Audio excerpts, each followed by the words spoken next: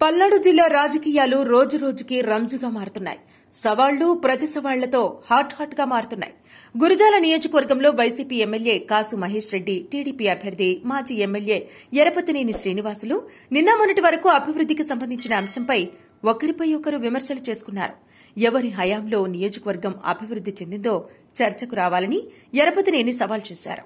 గురజాల నియోజకవర్గానికి సంబంధించి అభివృద్దిపై any time R and B guest house లో ఎనీ టైం చర్చకు రావాలని సవాల్ విసిరారు. దానికి ఓన్లీ అభివృద్దిపై మాత్రమే అని కొసమెరుపు జోడించారు. ఆ సవాల్ని స్వీకరిస్తున్నట్టు ప్రత్యర్థి ప్రకటించారు.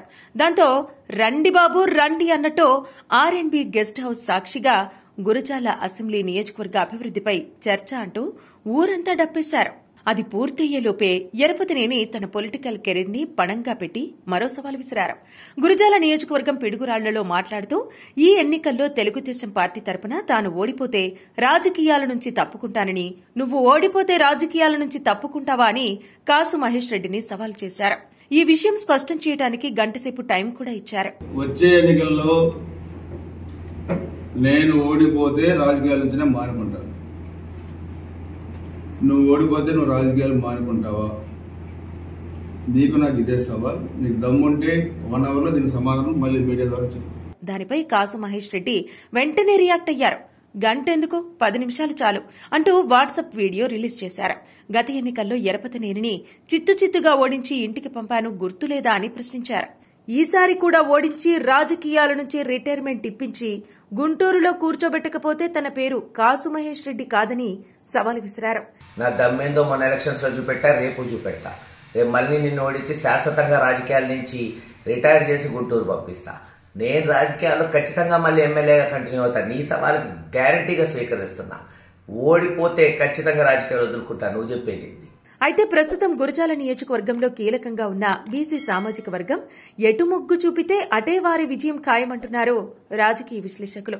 యాదవ సామాజిక వర్గంలో బలమైన నేతగా ఉన్న వైసీపీ ఎమ్మెల్సీ, ఆ పార్టీ రాష్ట బీసీ సంఘం అధ్యకుడు జంగా కృష్ణమూర్తి కాంగ్రెస్ నుంచి గురజాల ఎమ్మెల్యేగా 2 సార్లు ఎరపతినేనిపై గెలుపొందారు. రాష్ట విభజన తర్వాత వైసీపీలో చేరి 2014లో ఓడిపోయారు. 2019 ఎన్నికల సమయంలో గురజాల టికెట్ను కాసు మహేష్ రెడ్డి కోసం త్యాగం చేశారు. టికెట్ ఇవ్వకపోయినా బీసీలు వైసీపీకి అనుకూలంగా మారడానికి కృషి చేశారు. నియోజకవర్గంలో గడప గడపకు తిరిగి కాసు కోసం పనిచేశారు. కాశీ ఎమ్మెల్యేగా గెలిచాక జంగా కృష్ణమూర్తి అవమానాలకు గురయ్యారన్న ప్రచారం ఉంది. ఆ క్రమంలో తన సొంత నియోజకవర్గం గురజాల టికెట్ను తనకే ఇవ్వాలని ఈ దఫా ఎన్నికల్లో పట్టుబట్టారు. టికెట్ సంగతి ఇలా ఉంచితే కనీసం ఈ 5 ఏళ్లలో తనకు కాసు మహేష్ గౌరవం కూడా ఇవ్వలేదని జగన్ కు మొరపెట్టుకున్నా పట్టించుకోలేదట. ఈ నేపథ్యంలో వైసీపీ నుంచి బయటకు వచ్చిన జంగా టీడీపీలో చేరిపోయారు. టీడీపీతో దశాబ్దాల వైరం ఉన్న జంగా వైసీపీలో అవమానాలు భరించలేకే టీడీపీలో చేరానంటున్నారు.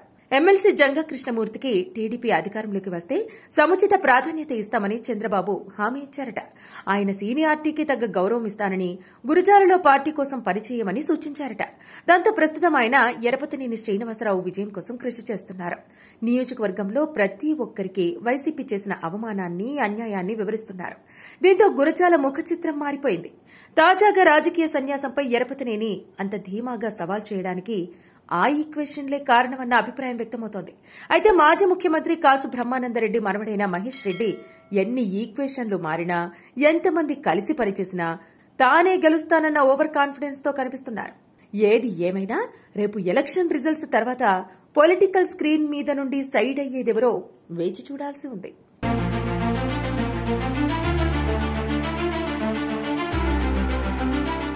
Like, share and subscribe to Rajaniti channel.